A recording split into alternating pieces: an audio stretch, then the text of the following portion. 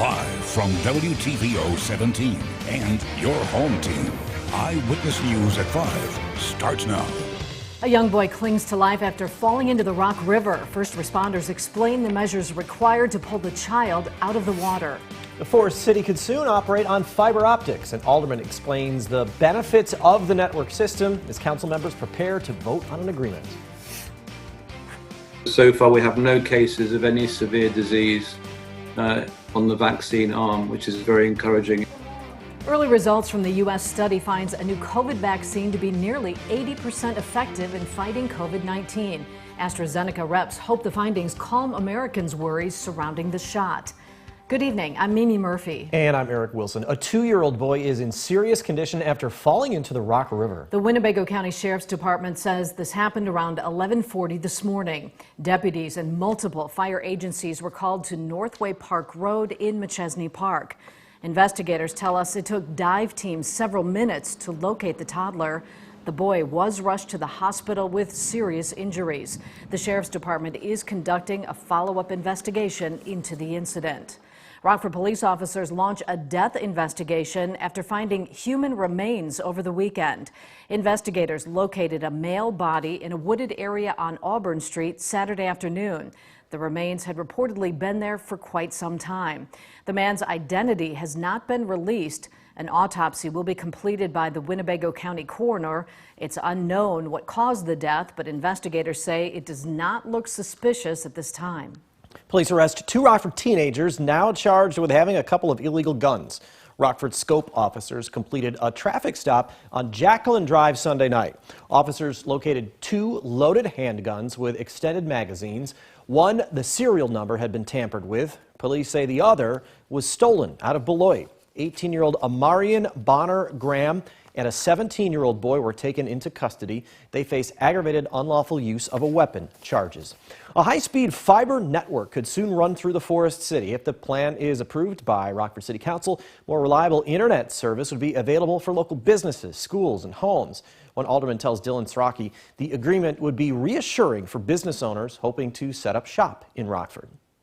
Tonight, Rockford City Council is set to vote on a measure that could pave the way for new high-speed internet infrastructure across the Forest City. The agreement would give private company Sci-Fi Networks the right-of-way to start installing $200 million in fiber optic cables under city streets. Ninth Ward Alderman Bill Rose says they would then work with internet service providers who could sell internet access to businesses and households. Rose tells me he's in support of the project and thinks it could eventually help draw companies to Rockford. For a mid-sized city like ours to have this network, it tells businesses, hey, we can move to Rockford and set up shop and run a total system there for our employees, or our employees can work from home there. So that's a whole nother sell. If approved, Rose thinks it would be roughly 4 years until the project would be fully completed. I'll have the results of the vote on Eyewitness News tonight at 9 and 10.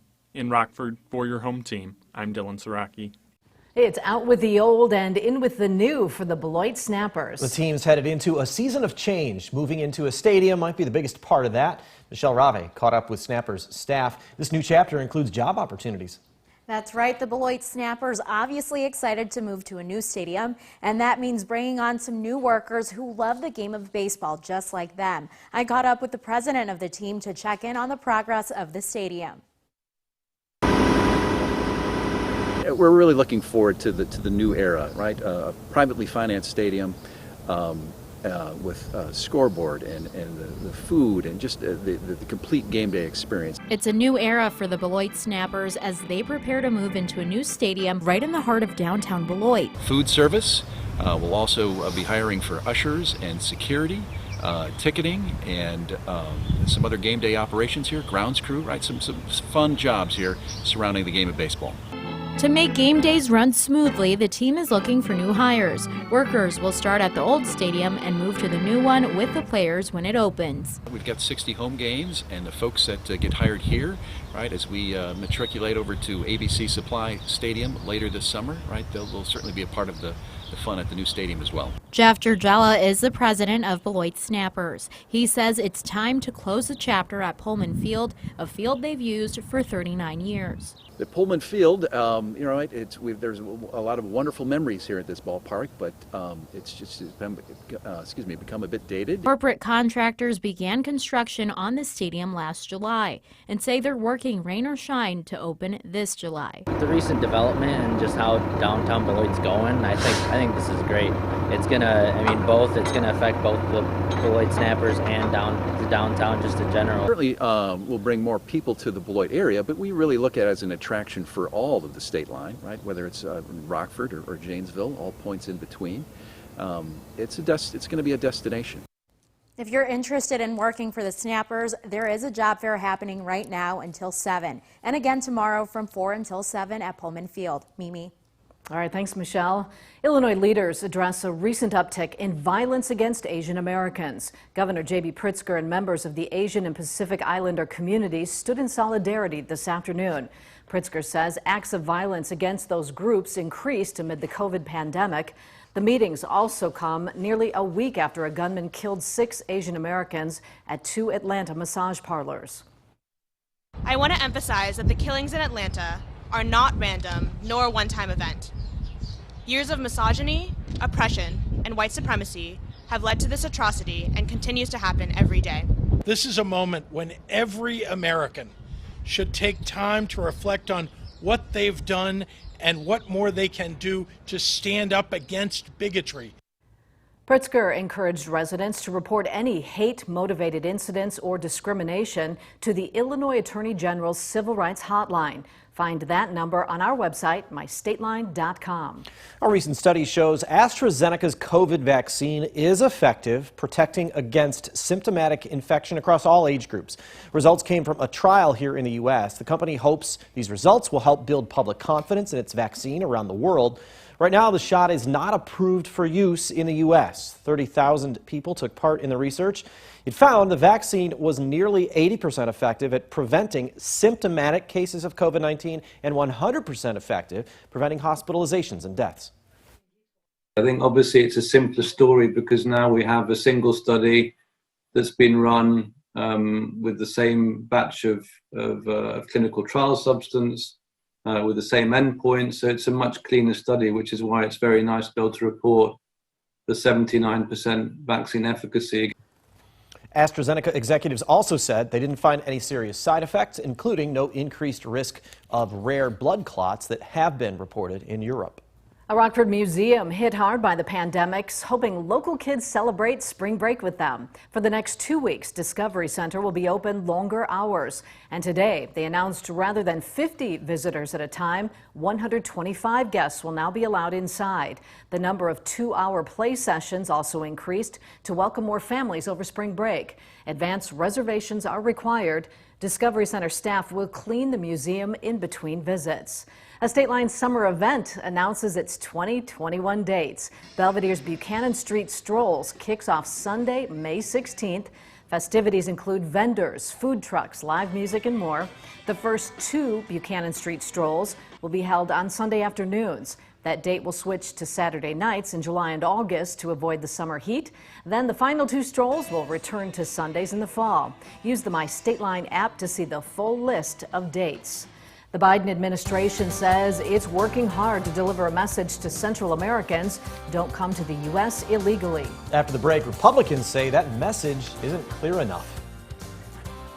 And more Northern Illinoisans will have the chance to be vaccinated against COVID-19 coming up at 6. Details on a new site outside Chicago and a temporary clinic soon to be offered in the State Line. Spot on our forecast high for this afternoon made it up to 64 degrees. That was before some of that rain moved in. For some, it's been completely dry. For others, still a little bit soggy this evening when those showers move out. Coming up in your most trusted forecast a little later. You're watching Eyewitness News, your home team with Eric Wilson, Mimi Murphy, Sports Director Scott Leber, and Chief Meteorologist Candice King. The Biden administration scrambling to slow the surge of migrants crossing the southern border. Right now, there are more than 15,000 unaccompanied migrant children in U.S. custody. Rashad Hudson's keeping you connected to the nation's capital. Despite an increase of young unaccompanied migrants fleeing their home countries, the Biden administration says the U.S. southern border is closed.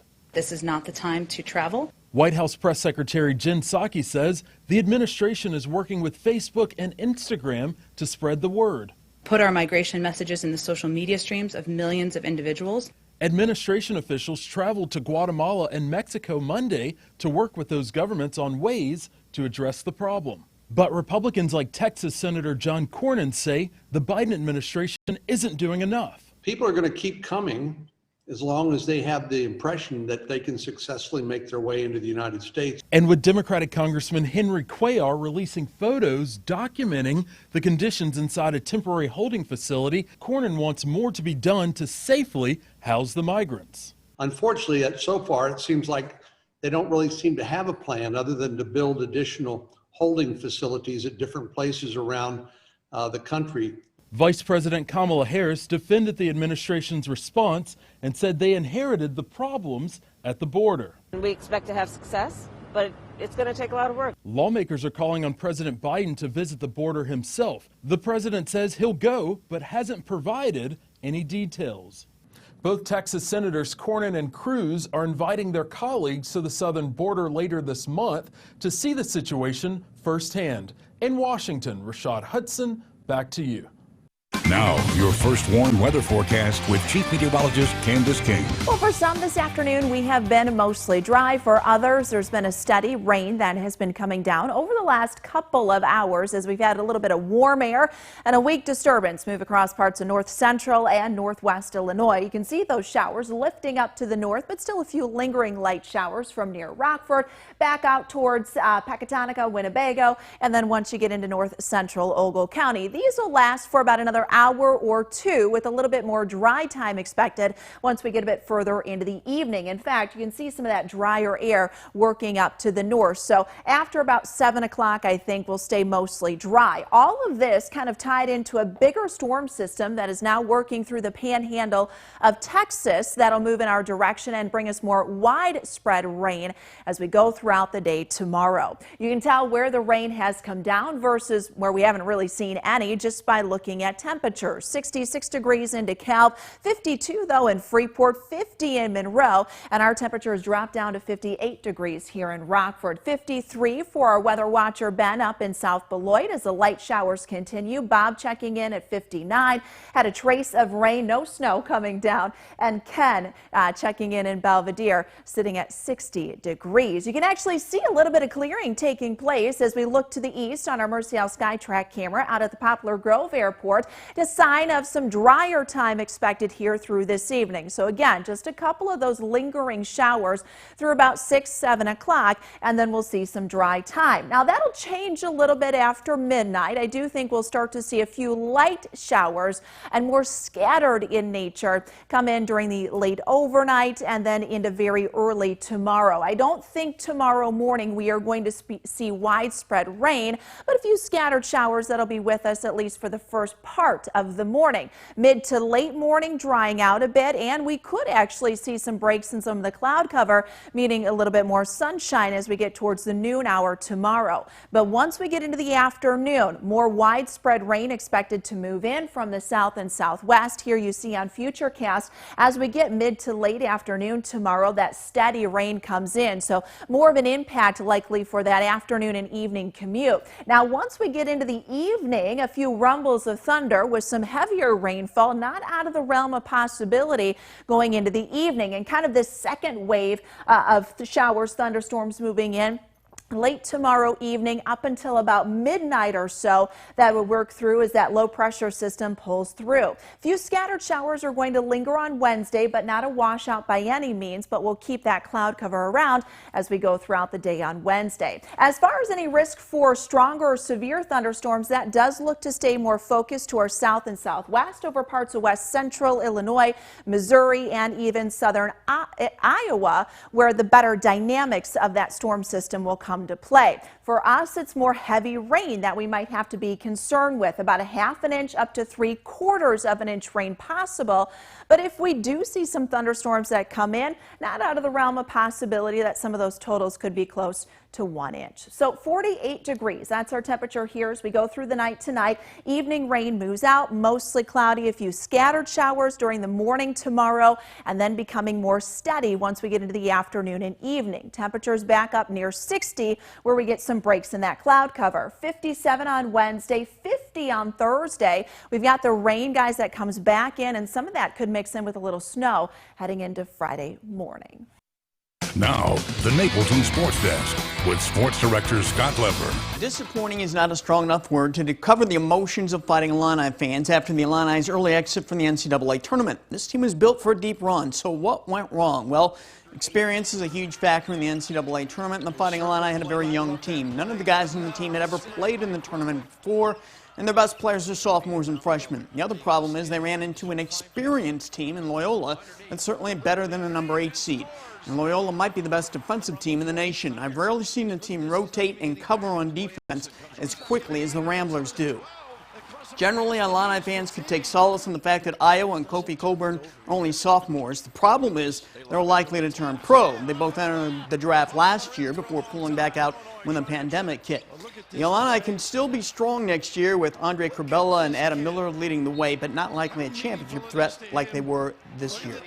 Well, things keep getting worse for the Big Ten. Iowa got knocked out this afternoon by Oregon, and that leaves just Michigan and Maryland still going from the conference. Was the Big Ten overrated this season? Yeah, a little, I'd say. I'd say Purdue probably wasn't deserving of being in the tournament. And Ohio State was not a strong number 2 seed. The Buckeyes, they could beat any team in the nation when they were on their game, but they could also lose to average teams when they weren't. I think you just have to chalk up the Big Ten's disastrous showing to March Madness when anything can happen. Well, at least the Big Ten can hang its hat on a national championship wrestling team, right? The Iowa Hawkeyes got it done Saturday, and Hononegah graduate Anthony Cassiope was a big part of that. He finished 3rd place at 285 pounds, which will add a lot of points to the Hawkeyes' total. So Cassiope is now part of a national championship team.